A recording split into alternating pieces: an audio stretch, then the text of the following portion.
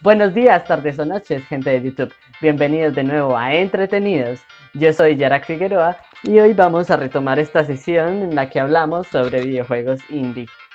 Y sí, ya hablamos de videojuegos indies en el capítulo pasado, pero nos centramos completamente en su significado literal y la importancia que tiene para la industria actual de los videojuegos. Pero ese renombre no se lo ganaron de la noche a la mañana, sino que con el tiempo empezaron a salir desarrolladores indies con proyectos nuevos y completamente retadores hacia la industria AAA, porque proponen mecánicas, narrativas y gráficos que la industria AAA no podía arriesgarse a hacer.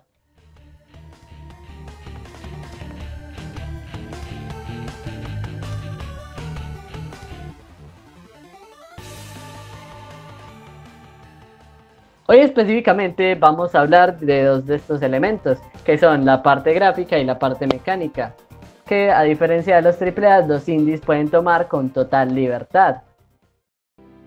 Los desarrolladores AAA suelen tener limitaciones muy graves, o al menos sí en temas narrativos y gráficos, puesto a que siempre tienen que estar a la vanguardia. Y en cuanto a mecánicas, siempre han mantenido la misma dinámica, que es tomar conceptos antiguos e irlos evolucionando. Innovan con esos conceptos, pero no se arriesgan a tomar cosas que no hayan sido exitosas en el pasado. Los videojuegos indies distan completamente de este concepto. De hecho, al ser videojuegos hechos por amor o por pasión a ciertas cosas, suelen ser videojuegos que toman los nichos de los directores de desarrollo de estos juegos.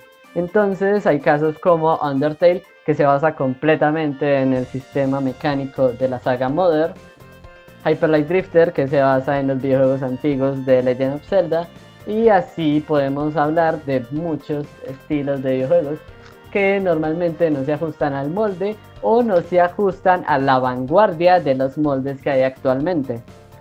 Como ejemplo de esto, hay ciertas propuestas gráficas un poco extrañas. Por ejemplo, se hizo relativamente común en cierta época de desarrollo independiente que todos los videojuegos fueran pixelados, o al menos la mayoría de estos, para llamar a la nostalgia, porque eran hechos por jugadores que les gustaban ciertos títulos, pero les gustaban con las limitaciones que se tenían en esa época. Y aunque les gustaban esas limitaciones, suelen también cambiarlas con lo nuevo que se puede hacer ahora. Por ejemplo, Shovel Knight tiene los gráficos de un videojuego antiguo de Mega Man, pero rompe completamente con las limitaciones que tenían esos videojuegos en su época, porque Shovel Knight tiene 4 campañas en el mismo juego, tiene muchísimos mapas y tiene muchísimos objetos en comparación a lo que se podía hacer en la época con Mega Man. Otras propuestas interesantes, hablando de la parte gráfica, son las que tienen por ejemplo Cuphead, Sayonara Wild Hearts, Night in the Woods y Gris, que son propuestas gráficas que se basan completamente en mostrarte lo bello o el esfuerzo que cuesta hacer esas cosas. Estos videojuegos de hecho suelen tomar esto como un punto de referencia completamente en todo el desarrollo y crear una narrativa que suele ser su punto fuerte. Pero la parte mecánica la suelen dejar un poco más de lado o suelen retomar cosas, por así decirlo, ya hechas. Y en la otra punta del tema están las mecánicas, que han sido acuñadas por los indies de una manera muy específica. Han tomado cosas que fueron dejados como restos por los AAA o géneros que directamente ignoraron. E incluso ellos mismos crearon sus propias mecánicas y fueron siendo retomadas por otros desarrolladores con el tiempo. Ejemplos muy claros de estas mecánicas hay en todos lados. Superhot tiene su propia mecánica que ha sido copiada en otros juegos. Superliminal tiene una mecánica súper extraña en la que tu percepción de un objeto cambia su tamaño. O hay otras mecánicas que han sido relativamente muy utilizadas, como la de Guacamelee, en la que es un juego de plataformas, pero te mete portales que cambian la percepción del mundo en el que están esas plataformas, haciendo que tú como jugador tengas que enfrentarte a ir cambiando entre mundos para superar un puzzle. Pero aunque esto es uno de los puntos fuertes de los indies, hay dos cosas que no estamos contando, o más bien tres. Y es que los indies han acuñado tres géneros que han sido olvidados por otras partes de la industria, que son el Metroidvania, el roguelike y el roguelite. El Metroidvania, para empezar, es un término que es un poco controversial, que está hecho a base de dos franquicias del pasado, o al menos que no se han vuelto a ver con el éxito que tuvieron en su momento, que son la saga de Metroid y la saga de Castlevania. Pero no hablamos específicamente de la saga entera, sino realmente combina elementos de el videojuego Metroid Fusion con elementos de Castlevania Symphony of the Night. Las mecánicas son simples. En Metroid Fusion y en otros juegos de la saga, lo que se hacía era lo siguiente: avanzabas, encontrabas un obstáculo, te devolvías, buscabas caminos alternativos, los explorabas y en esos caminos encontrabas la solución para ese obstáculo. Entonces ibas hacia él y lo superabas, y luego se repetía el proceso. Y esto se repetía varias veces alrededor del juego.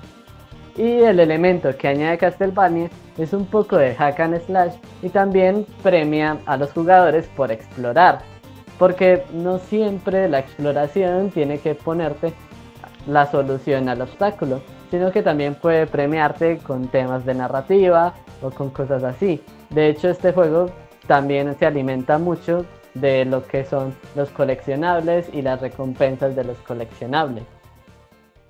Y así básicamente es como se forma un Metroidvania. Esta fórmula ha ido evolucionando también con el tiempo, pero actualmente ya hay un título que mucha gente considera como el Metroidvania perfecto, que es Hollow Knight. Por lo que este género ya empieza a pedir, más que innovación y evolución, una combinación. Y una de las combinaciones más importantes que ha tenido en los últimos años es Dead Cells. Dead Cells es simple, es una combinación entre un roguelite y un Metroidvania. Pero, ¿qué es un roguelite? Y es que resulta que el roguelite y el roguelike son los otros dos géneros que han acuñado los indies como uno de sus géneros propios y que los ha ido evolucionando con el tiempo.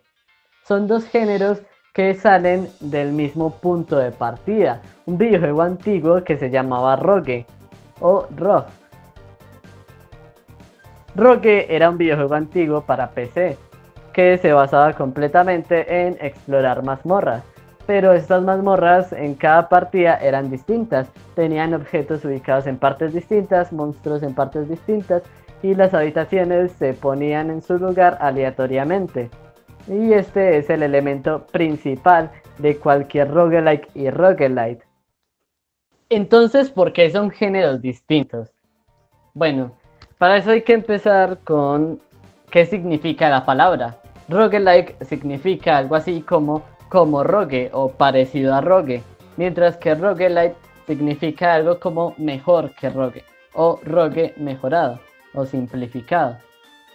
Con lo que se entiende fácilmente cuál es la diferencia. Un roguelike se apega completamente a estas mecánicas que introdujo Rogue en su momento, mientras que el roguelite suele o añadir muchos elementos o incluso quitar algunos. Entonces lo que pasa es que estos dos géneros han sido líderes en todo el desarrollo independiente. La mayoría de fans de los videojuegos indies o les gusta el Metroidvania muchísimo o les gusta el roguelike muchísimo, o incluso las dos a la vez, y por eso es que Dead Cells actualmente es el éxito que es, al ser lo que combina estos dos elementos de una manera relativamente buena. Pero con esto se abre otra duda: ¿por qué los desarrolladores indies siempre apuntan a innovar? ¿Por qué siempre tienen que hacer gráficos, narrativas y mecánicas relativamente originales? Y pues esto se resume en algo muy simple.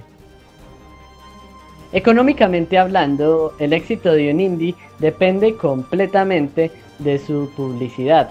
Y es que ellos no tienen el mismo presupuesto o la misma reputación que un AAA para poder publicitarse a esa escala, sino que necesitan otras cosas, otras técnicas. Las más útiles actualmente para los desarrolladores independientes son la publicidad por redes sociales y el crowdfunding, una más útil que la otra. Y es que la publicidad por redes sociales suele hacerse de una manera muy simple, como que un desarrollador novato empieza a publicar lo que hace y con el tiempo eso se va convirtiendo en un videojuego de verdad, pero con sus gráficos o con sus mecánicas logra llamar la atención suficiente de quien lo sigue, porque es que si en Twitter ves un video lo suficientemente interesante, es muy fácil seguir a quien lo publica. Pero el problema de esta técnica es que se basa completamente en llamar la atención fácil y rápida de a quien le pueda interesar, dejando al crowdfunding como probablemente la mejor técnica para un desarrollador independiente de publicitarse. El crowdfunding es un sistema bastante simple. Actualmente la página web más conocida es Kickstarter y lo que puedes hacer es publicar videos, imágenes y avances sobre tu videojuego, poner una meta de dinero a llegar y quienes quieran apoyar te van pagando ese dinero con donaciones simples. Y de esta manera se han logrado proyectos que se han hecho una imagen muy buena en la industria independiente, como Shovel Knight, Shantae, Undertale y otros.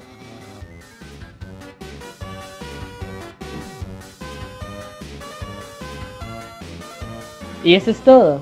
La cosa es que los desarrolladores independientes tienen una libertad increíble, pero depende completamente de lo que hacen con esa libertad su éxito. Entonces nada, que les vaya bien en su día, tarde o noche. Y pues pueden suscribirse, darle a la campana, dar like y todas las cosas que se suelen hacer en esta plataforma. Así que les vaya bien y adiós.